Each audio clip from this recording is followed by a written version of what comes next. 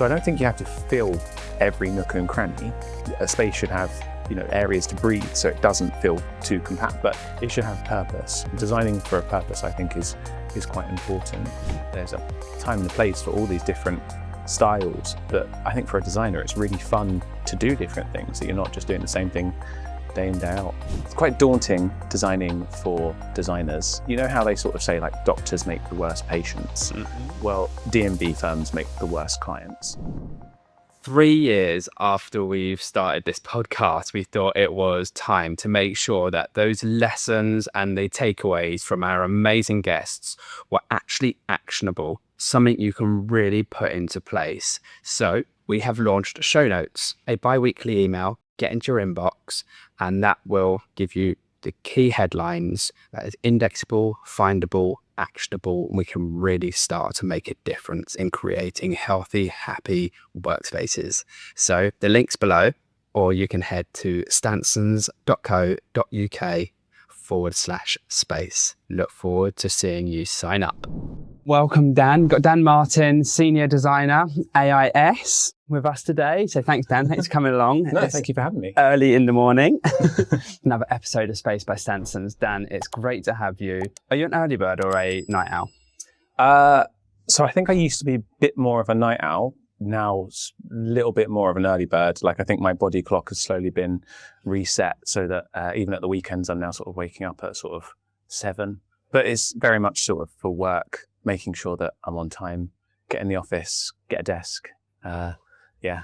Is there not enough desks in the office for everyone? Not at the moment, but we are moving soon. So there will be enough desks. Oh, when do you move? 2 weeks. How exciting. Yeah. So the office is coming together. So we're moving very soon. Boom. And then there'll be enough desks for everyone? Yes. Then you can get the 10. Yeah. I can just swan in and just be like, hi, everybody. Oh, beautiful. Are you doing the design? I am. Yeah. Along with Kasia, we're both working on it together. So it's quite daunting designing for designers. You know how they sort of say like doctors make the worst patients? Mm-hmm. Well, D&B firms make the worst clients.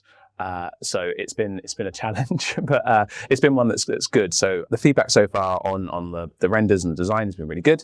Yeah. So I'm really hoping that everybody loves it as they come in the 3rd of August. Yeah, our first day in the office. I'm going to put that in my diary. I'm going to come and see it. Yeah, do. Would you give me a tour? Yeah, definitely. Would you? Wicked. I can't wait. I love a new office. We've got a couple of Stansons curtains going in, so Stansons curtains. Natalia's been helping us. So boom! Yeah. Shout out to Natalia. Absolutely. Okay, let's talk about that office. That's really cool. When you start like with inspiration, are you like Pinterest, or are you always just getting inspiration? You're just like trying to find spaces to put them in. Someone once said there's no such thing as a monopoly on a good idea. And so I'm kind of like, well, if you can draw inspiration from different sources, then do that. So I will use Pinterest. I will on Instagram saving reels and imagery and anything that sort of draws my attention so I can sort of look back at it and sort of go, oh, that worked. Or you see some colors that work or a really cool material. Yeah, so I kind of think pull inspiration from everywhere and also from my colleagues. Mm-hmm.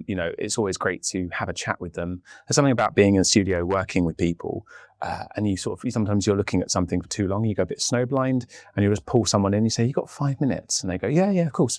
You go over and they sort of look at it and they go, why haven't you done that? And you go, oh my God, why didn't I do that? That's such a good idea because you've just been looking at it for too long. So I think it really does come from anywhere and everywhere.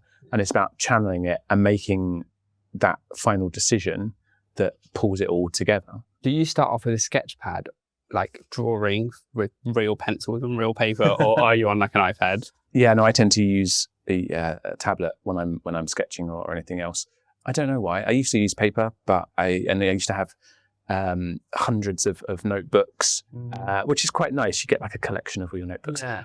But then also it's like you go, I don't know where it is. So I find having things digitally and it arranges all your notebooks within it. And you can just sort of go in, you're like, for this project, I'll use this one. So I know I'm working on the new office. So I go, okay, 107 notebook, go in straight into that. And it's all there as opposed to flipping through going, where was it? So I find it helps me a bit more. What app do you use for it? There's just a little like notebook one on the Samsung one that it came with that I just... Notebook one? Yeah. Done. Just easy. I like it. And when you're designing, are you like mood boards early on or are you getting the floor plans strategy sorted earlier first? It's a bit of both. Mm-hmm. It's a bit of both. Sometimes pulling together that mood board can give you a little break from it. And then also it might redirect where you're headed or you have an idea. Mm-hmm. So I think it's kind of in tandem, like, thinking about materials, putting that together, and then also, that initial layout, how you're working on it's different for every project really, but you might have amazing sight lines and great vistas that you want to preserve, or there might be things that you want to hide. And what sort of a route you want, and it depends on the client. Some clients want a very organized, structured space. Others want a space for you to wander and meander around and find your way. I don't think there's any sort of set rule, and it just depends project to project. I really like when I talked to AIS. I spoke to AIS, like the strategy team, and I really like how they almost had quite a traditional approach to strategy. Yeah. And then like it goes to design and almost quite traditional again, like in a great way, in the most complementary way. It's quite, I don't want to say departmentalized because that sounds like fractured, like it's not got communication. It's not like that. It is very clear too. There's different departments and they've got the whole strategy piece and the whole design piece. I just always thought it was lovely when I spoke to the strategy guys. Obviously, their whole job is to come up with how to improve sort of the workflow, how the space can work better. Getting that feedback from the employees on what they want, what the company needs, just that real defining a brief, giving us a clear strategy. Because if we've got a brief that doesn't actually meet what you want, then what we produce won't be what you want. So getting that information up front is so important to creating a process that's worthwhile for everybody, and it makes it more efficient. Nobody's wasting their time. The client's not wasting their time by going through the round the ringer and being like, that's not quite what we want. Can we try it again? So I think that's a real, having that defined brief, knowing what you want. There's always time for exploring and everything else, but in D&B it's quite fast. So a clear brief can save hours and so much money as well. I mean, everyone says it, don't they? But you can. The worst thing is to end up with a beautiful office you're really happy with. If you come in and in some spots they're not used and like they're just underutilized, or just whatever, like just doesn't work for whatever reason. No, exactly. I mean, it's you're paying per square foot. Every space counts. You want it to work or have a purpose. So I don't think you have to fill every nook and cranny. A space should have areas to breathe, so it doesn't feel too compact, but it should have purpose. Designing for a purpose, I think, is quite important, and giving it a reason. It's got a job to do. What is the job? How can we make it work? How can we make it aesthetically pleasing?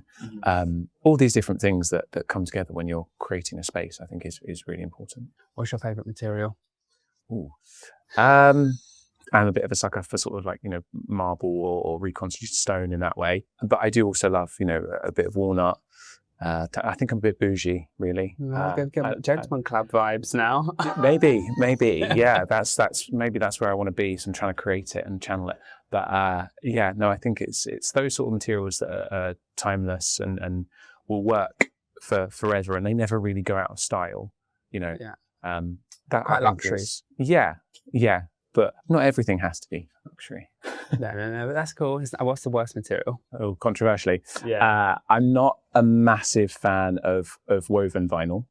I am re-exploring it and seeing how it can be used and the different textures and tones and the recyclability of it, that it doesn't just end. It's the death of the product isn't just on site, that it can go on to another life or it can be recycled at the end is quite important. So making sure that does steer my decision on materials as well. Woven vinyl has been one of my bugbears. But why is it a bugbear? It's one of those things that where it's been installed and then afterwards a client complains about it and you're like, I don't want to put that in again because I don't want to deal with the complaints afterwards, because it just means it's not doing its job right. Right. So when they're like, the cleaners don't know how to deal with it, this and the other, and you're like, okay, and you need to come up with something else, which means again you've just wasted money, you've wasted their time, and you've put something in that they then want ripped out, so it's not sustainable. Yeah, you're always learning from experience, aren't you? Absolutely. I mean, that's always happening. Of course. we even find out suggesting fabrics to guys like you, and we think we've on to the next like best thing in the world, and then it comes to install and it doesn't steam properly and hang drape properly or whatever. It's just like, oh my goodness, like I didn't want to do this, Jude. Like now I've learnt my lesson. Do you know what I mean? Absolutely. Oh, yeah, there's nothing worse than like a beautiful voile or anything, and it's got like a crease in the middle of it across the window, and that's all you see, and you're like, Or why? and you can sort of see the client going, "Is that right?" And you're like, "No, it's not right. We'll fix it." And then the guy comes to steam it to try and get it out, and like that tumbled look does come in, doesn't it? Like that Zara Home kind of almost inspired that like real tumbled, that creased, for an everyday word. Is like kind of a vibe, but it has to right material, right place, right place. Totally. So making sure that if you've gone for a scheme and some of the beauty is in the imperfection and it being that sort of level, then that's perfect. But if it is something that needs to be super clean and architectural, and you just want every clean line, those are the hardest ones to do. The ones that are a little bit more industrial, a little bit more rough and ready, you can get away with a little bit more. Which do you prefer to design? I love both. Oh, really? Yeah. I've got areas and projects that are quite bougie, and I would say the marbles and the walnut and brass and that. But then I've got ones that are in warehouses with exposed brick and concrete. I did a project with a client that was really fun. They were a gaming client, and they wanted it to look like a space station. So we created a space station, and we had like, hanging moss balls and like a hydroponics bay and like a bridge and a galley, and it was all spaceship themed. And I think there's a time and a place for all these different styles. But I think for a designer, it's really fun to do different things, so you're not just doing the same thing day in, day out. You don't get bored that way. I don't mind any style done properly. I don't ask about anything. I love anything. You love Japanese, don't you? Yep. Yeah. If I was to pick a favorite style, it's hard to say, but I do think like Japanese, like that wabi-sabi, very honest, clean, simple. Yeah. But that again is everything is done for a reason. There is history. There are reasons. There are decisions that were made that led to that sort of honor the materiality, how they got there, the story. Nothing is just because. If you ask them what's this nook for, they'll explain the history behind it. Everything else. Why have you got the mats on the floor? And they'll explain that and how that links to all their traditional craftsmanship and everything, and how they've come there. And I think that's really, really nice with that story, that reason, that rhyme, and again come back to that sort of purpose. Do you think that's going to become more of a thing? Like, because that's one thing AI can't do for us, isn't it? Like build like those deep, meaningful stories. It can try and put them in there, but I think there is the human connection that AI doesn't quite understand our relationship with materials, and that sort of the haptic quality and the history that things have with us, that again to tell that story and that purpose driven. I love how it's really imperfect, but it's not like country, like rough industrial, but it's still kind of quite imperfect, but on a very clean level. It's just something so calming and pleasing about it. I don't know. Yeah, I'm absolutely sucker for that. No, it's good. Do you think AI is making designers lazy or just faster? I don't think it's making designers lazy. I think designers are having to work harder to prove our worth in a way. Because you can go onto ChatGPT or Grok or whatever and say like, how should I do this room? And it'll come up with 101 different ways. 99% of them won't work.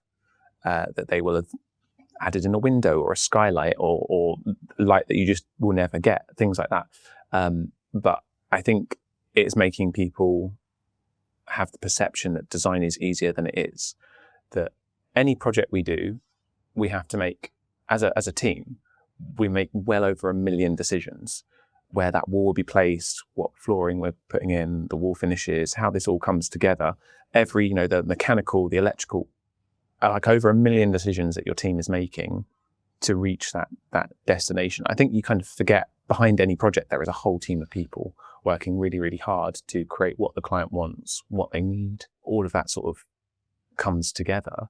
But it is then explaining that to people, because AI kind of makes it look a lot easier. Yeah, I think designers are just having to work harder So it's like anything. You can use it as a tool to help, but our experience and actually talking to the client, and AI is only as good as the instructions that you give it. Mm-hmm. And very often the client doesn't know what they want. Mm-hmm. So we have to fill in the gaps, use our knowledge and create something. So I don't think that designers are going to be replaced just yet. But yeah, when people are doing it for their homes and everything else, it's only a matter of time before they try and start doing it for their offices as well. I literally think that's the best answer I've ever heard about AI Okay. for designers. I just agree with so much of it. I'm relating it to like using ChatGPT as your PT in the gym versus having a PT. Yeah. Like, you don't know what you don't know. I think that was such a good point. Like, you don't know what to ask it because you don't know. So you need a professional that does know to maybe even ask you the questions to extract that knowledge. Yeah, someone that catches it, someone that knows, okay, in this building, you physically can't punch a giant hole through it. It won't work, or the reasons why, how the mechanical systems work. It is all of those decisions that your team is making. And even that you're making, like, from a cost saving, like the most viable way of doing this. Like, it's not only, aesthetics as well, but it's not only aesthetics, it's so much deeper than that. Yeah, but the AI isn't going to then explain it to all your subcontractors, and they're not the ones that's going to walk around site and check that things are being installed and everything's going as they want. It can't do that. No, I think that's a really, really strong point. I really like it. What is your favorite space to design in the office? I kind of go through different. Sometimes I love designing a meeting room. Sometimes it's a reception area. Sometimes it's the breakout area. I think it changes client to client and project to project based on what their need and what they're most excited for. If the client hasn't had like a really nice breakout space before for their staff and they really want one, and you're like, okay, we can give them something that their staff's going to love and it's going to make everyone's lives a bit better. And how can we do that? And I think that's what design should do. It should make things better. And I think I've told you this one before, but a long time ago, maybe a decade ago now, I was designing a small sort of waiting area for Weller Hair in Manchester. And it's a school where they were teaching hairdressers how to cut hair. So they have lots of models come in. But these models aren't your sort of typical, what you would expect model. They are old ladies who are getting their hair cut and permed, and that they need to learn how to do all of their hairstyles. But they were coming into this waiting area, and it had been designed as sort of a slightly cool and trendy space, but it just was not fit for purpose. So you were sort of looking at these boxes and these little old ladies sitting on these cubes that were way too low, had no arms, they couldn't help get in and out of them, so they're sort of just standing in the corner looking awkward. So it was about putting in a proper table for them, a space for them to sit, chairs that had arms, a space, sofas and armchairs that they could easily get in and out of in this area, and creating different zones for them so they could go and sit and talk. And, they might all come in for an 11 o'clock class. So they all got their hair being done. So there's all of them at one spot. So they want to sit together, or do they want to sit separately? So then it was at the end of that, when we'd designed it, developed it all, and went in at the end. And then you see the ladies, in and out of the chair, laughing, using the space as you intended, was a really, really nice feeling that you go, okay, the decisions that we made and getting to this point, they're now using the space, and they don't necessarily know that we've done anything or who we are. We're just these people sort of standing looking at them, and they're going, oh, why are they here? But we're sort of, so pleased with ourselves that they're able to use the chairs and they look comfortable, and you've given that space a purpose, and it's doing its job. And that to me is a really, really nice feeling that is quite sort of satisfying, and that, again, design made it better by considering their needs and working it all out. And I think that was, it's one of the things that I still sort of hold on to. Good design should make everything better.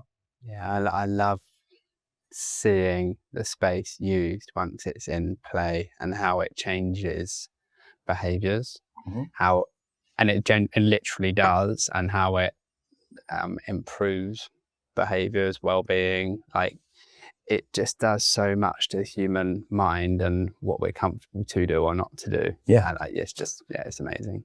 If you've got a dead space in your office, it's just poorly designed or connected to something else wrongly. Do you know what I mean? is so good. What spaces do you think we're going to start to see in offices that we're not really seeing at the minute?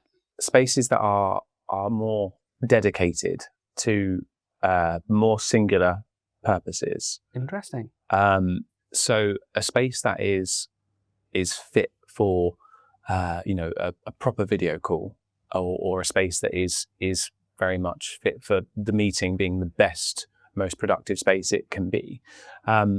Whilst sort of, flexibility has its area, I think that those places that are sort of, too flexible and jack of all trades are masters of none.